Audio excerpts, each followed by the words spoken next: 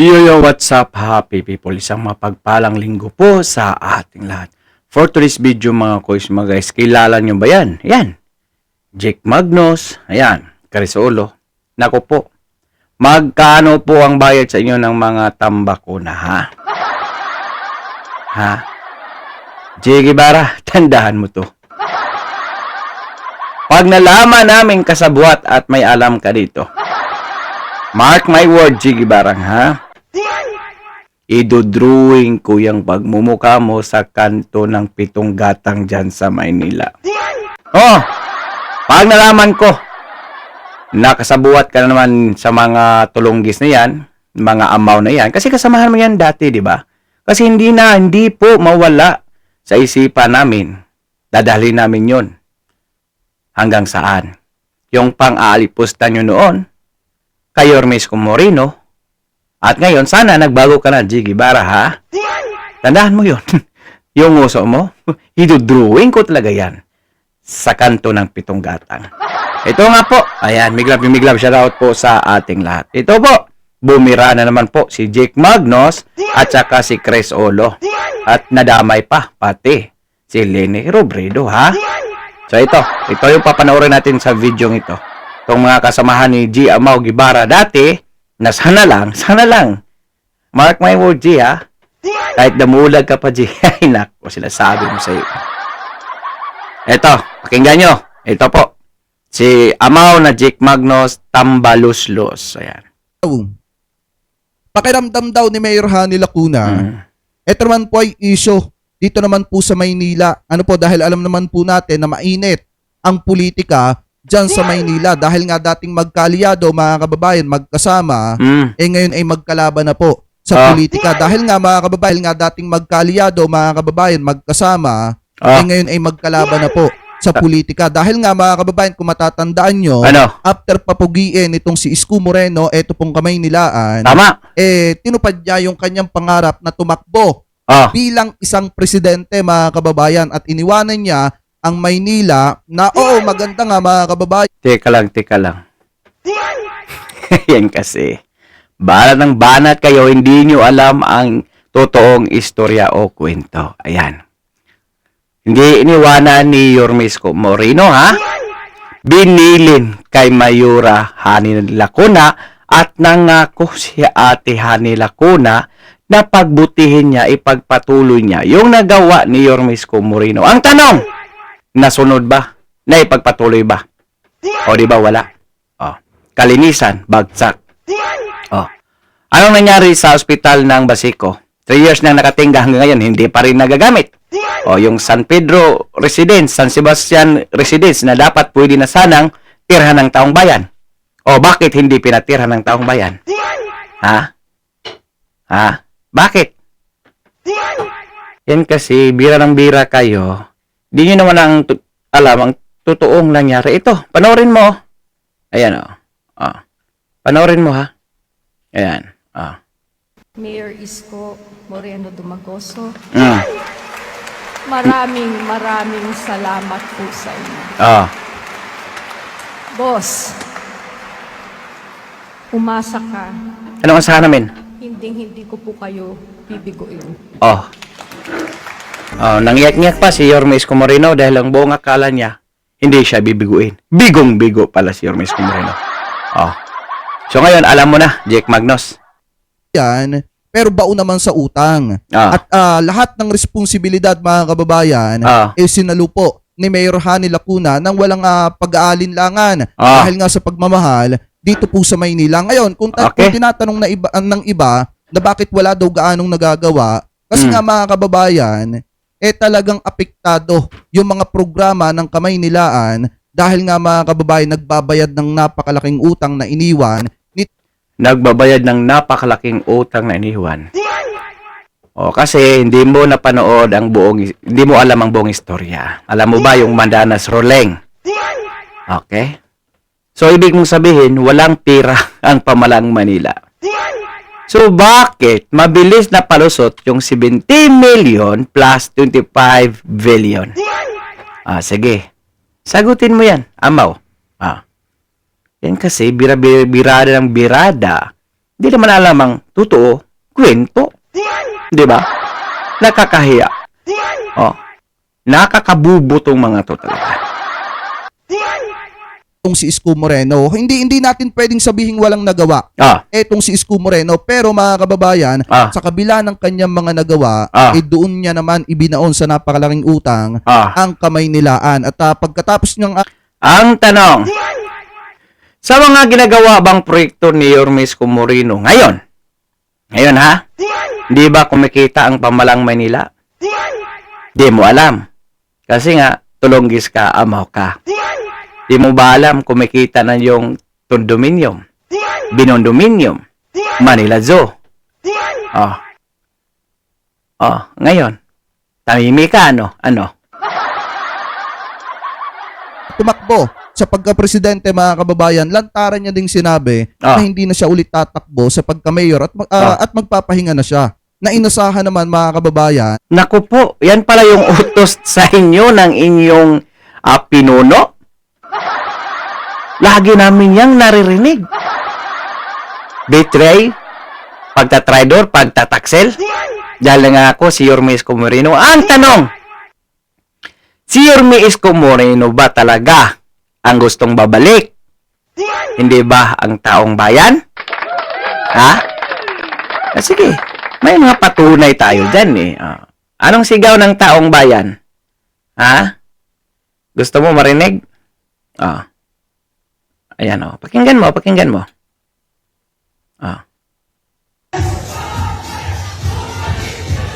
Fake yan.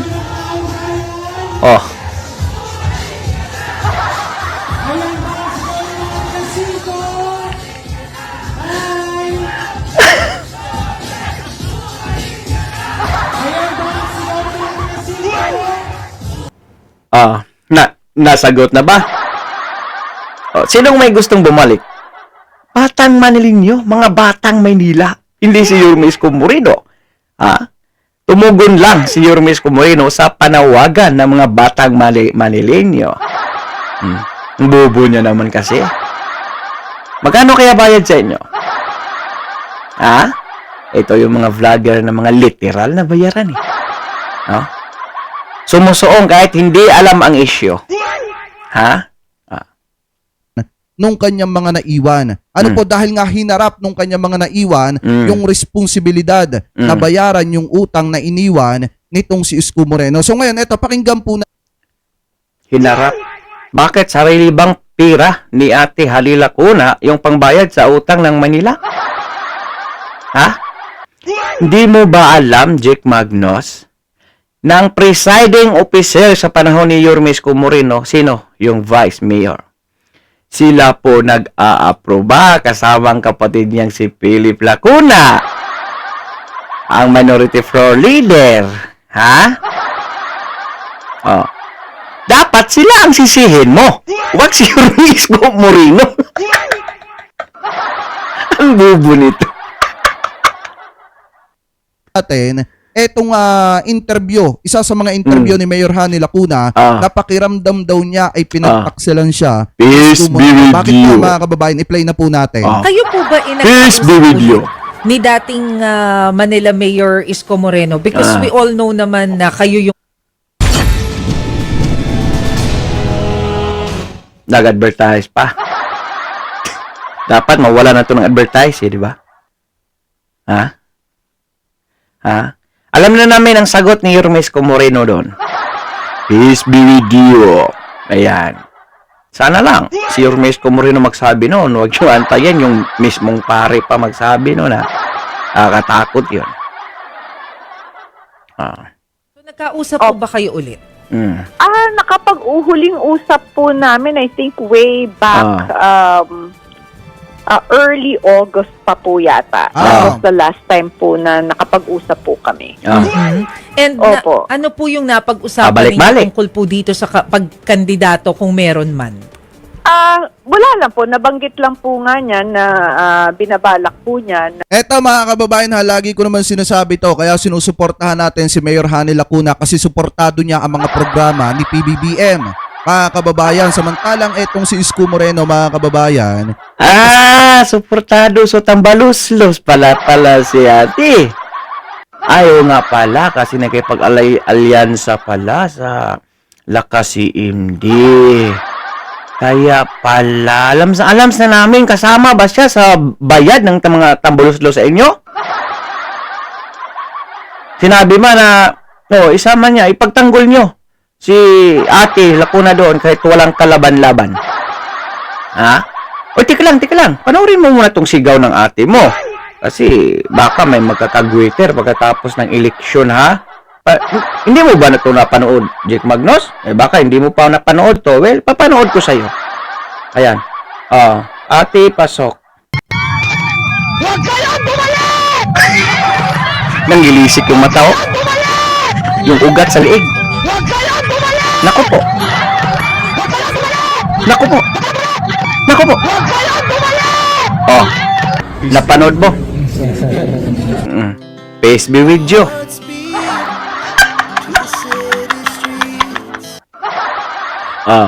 Peace be with you. Ayan. Alam mo ba? Nasagot na. kasama siya ng mga DD shit. Ano po ngayon mga kababayan, DD shit daw. maliwanag pa sa sikat ng araw, kaya nagpo-focus etong mga DD shit, etong sinabanat bay, pati yung mga SMNI na yan mga kababayan, dito kay Isko Moreno, kasi madali para sa kanila kung sakaling maging mayor, di umano, etong si Isko Moreno, madali sa kanila makapag-rally, mga kababayan dyan sa kamay nila. Kaya kung titingnan natin, di umano. Hoy, Gonggong. Ano bang kinalaman sa mga pinagsasabi mo dyan? Wala namang kinalaman si Isko Moreno dyan. Ba't i-ugnay nyo si Isko Moreno doon sa nasyonal? Nasyonal lang po si Isko Moreno, hindi po siya tatakbong pagka-senador. Ha? Bakit? Open naman yan sa lahat. Basta sa pagmamayari ng taong bayan. Ang publiko yan eh. O, sino bang babawal sila kung mag-rally sila dyan? Ha? Nato, nagpapalatang bubo lang talaga ito, no? Basta lang, bayad eh. Kailangan mo banatan yan kasi bayad. Kahit anong lang sasabihin mo, kahit pagtatawanan ka na. Diba? Ito pa, Jake Magnos, panoorin mo to. Nako. Tabla to, Jake Magnos, oh. Ayan, oh. Buti na lang, nakatabla si ate. Yan, oh. Yan. Galing yan sa Okta Research. Nakatabla sa unang numero si ate. 1 digit lang. Okay lang naman sana kung 2 digit yun. 1 digit lang. Mga kababayan, ganun na lang katindi yung pagsuporta ni na Mocha Uson, ni na Banat Bay, at nung ibang mga DD shit mga kababayan dito kay Isko Moreno kasi makakagawa sila ng rally eh. Nakapagtataka ha, bakit hindi mo dinamay si Jiggy Barang? Ha? Mukhang nakapagtataka yung mga galawan nyo kasi alam namin yung gaano nyo inalipusta si Isko Moreno noon, ha? Ba't si Banat Bay lang? Diba, alam mo, si Jiggy Barang ando na sa kanya. Sana, wag kayo magpakahalata dyan. Uy! Ano ba yan? Nasisira yung bad record nyo yan. Yung kasama nyo, nagpost-post na, kasama si Isko Moreno, pero kay Mocha daw. Walito, napaghalataan kayo eh. Sana lang hindi ka kasabuat si Gibarang kasi alam mo na, real talk ka lang tayo. Ano ngayon? Kasi yung mga tulunggis na yan, nako, alam nyo naman talaga, may kasabihan na walang usok na hindi pwedeng lilitaw o lalabas. Kung si Isko Moreno yung magiging mayor ng Maynila, unlike mga kababayan, do sa kay Mayor Hani Lacuna na talagang suportado yung mga programa ng ating presidente. So yan yung dahilan kung bakit sinusuportahan natin si Mayor Hani Lacuna dahil kada may suportado ni Mayor Hani Lacuna ang presidente daw ngayon. Ganon po ba?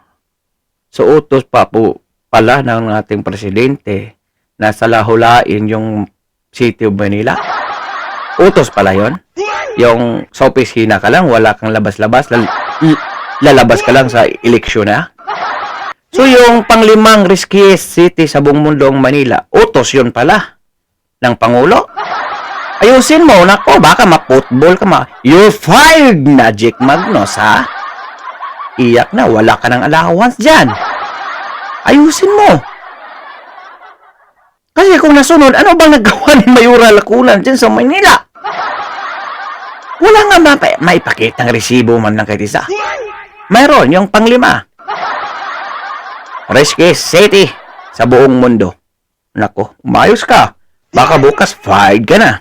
Programa, etong si PBBM, especially dyan sa Kamaynilaan, Oh. nakasuporta po etong si Mayor Hani Lacuna. Ano po ngayon, ipagpatuloy pa natin? Na tumakbo ulit na mayor. Yun lang naman po, very very short lang po ang pag-uusap namin. Nabanggit nga po niya na siya po daw ay nagbabalak na tumakbo. And how do you Opo. feel about that, Mayor? Betray.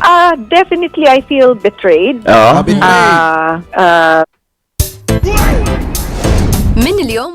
I feel betrayed. Oh. Bakit kinat mo yung video, Jake Magnos? Bakit hindi mo sinama yung pasigaw-sigaw ni ate ni ate mo sa labas? Ha? Bakit hindi mo sinama iyon?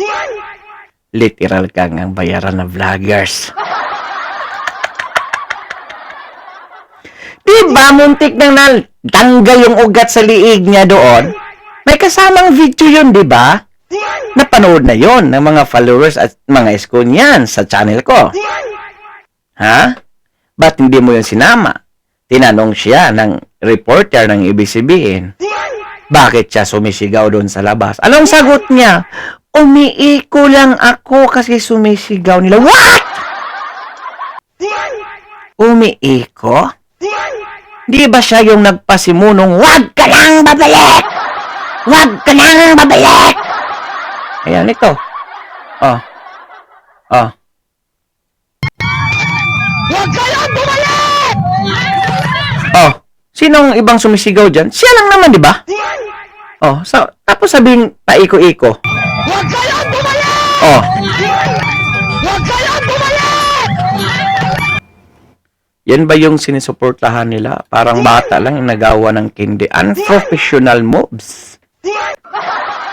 Sa bagay, basta bayad ka, gagawin mo talaga ang lahat-lahat. Baka, by the next day, you're fired!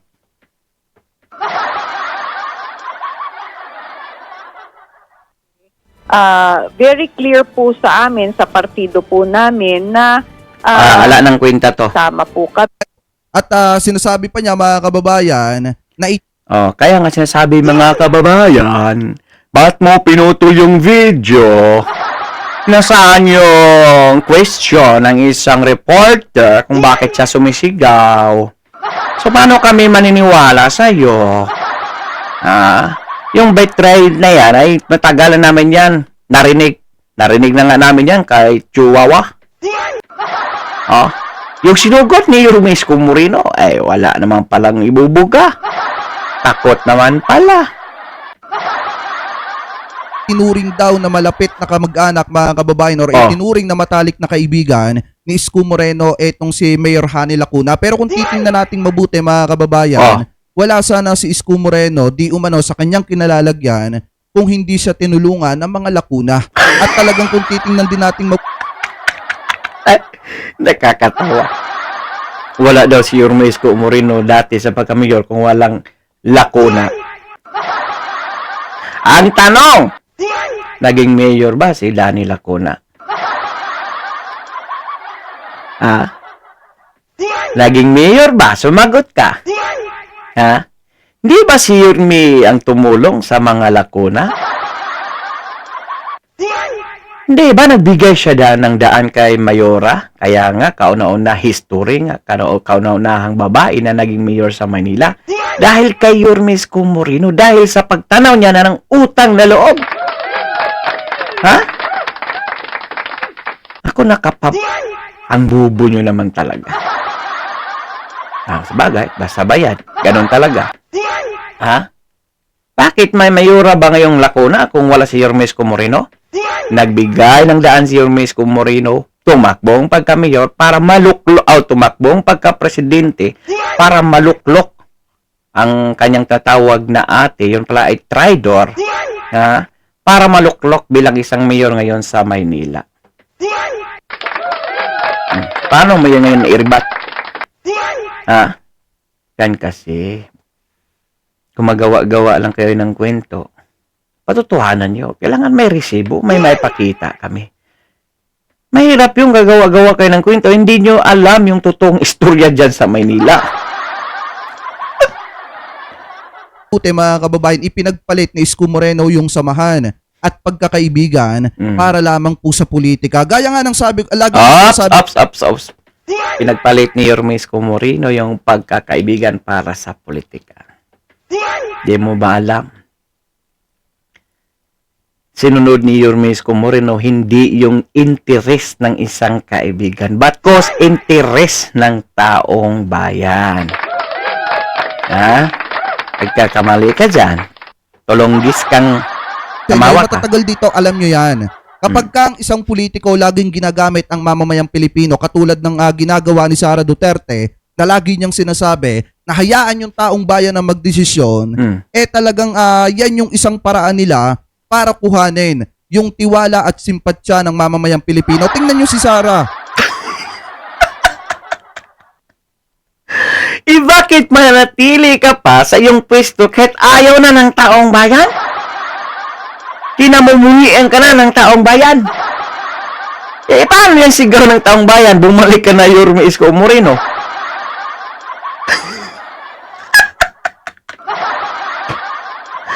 Sabi na, kakabubo to mga quest. Tapusin ba natin to? Walang kabuluhan yung pinagsasabi nito. Obvious na walang alam talaga sa Maynila sa nangyayari sa Manila. Basta lang sumasawsaw. Yan sila. Sana lang Jay Gibarang wala kang alam dito. Kasi hindi ka sinali. Hindi ka sinali ni Jig Magnus Amao kanina, ha? Pagpatuloy pa ba natin to? Wag na lang siguro, no? Focus na lang siguro. Mahaba na tong video natin. Mahirap i-upload eh. Ha? Kasi puro kaamawan lang mga sinasabi nito. Puro mga nonsense. Walang kakwinta-kwinta. Isa pa yung Cresolo bukas. Bukas na naman. Upload natin to ngayon. Tapos Lunes ng alas 5. Abangan nyo na lang. Abangan nyo yung kasunod nito. Kasunod nito, pagpatuloy natin to, pati yung Cresolo na yan. Okay? Iyan lang muna kasi have a bliss Sunday ngayon eh. Ayan. Big love shoutout po sa ating lahat. Hindi ko na kayo isa-isahin kasi alam nyo naman po kung sino kayo. Lagi ko kayong binabanggit o lagi po akong nagbabasa dyan sa comment section. Salamat lang po ako sa inyo ng marami. Yung papalipad rin ng mga super chat. Ayan, kay Ma'am Tis Pilahes, kay Ma'am Vicky B. Ayan, marami pong salamat sa inyong lahat. Ayan, kat kayong nakalimutan ko yung isa ha. Sorry, nakalimutan ko yung isang nagpapalipad. Okay na, ito pala si Sir Edgar Kalakin. Okay? Edgar Kalakin. Ayan, big love shout out sa iyo. Vicky B, Ma'am Tis Pilahes, kay Ma'am Aurea Consino, big love shout out, at saka ka Ma'am Melcy. Ayan. At dahil mabuti po kayo sa dulo ng ating video, may karapatan po kayong mag-like, share, and subscribe. So for now, I'm Guy Manila. God first, God bless all. Peace. Abangan nyo bukas ng Monday, 5 p.m. Okay, bye-bye.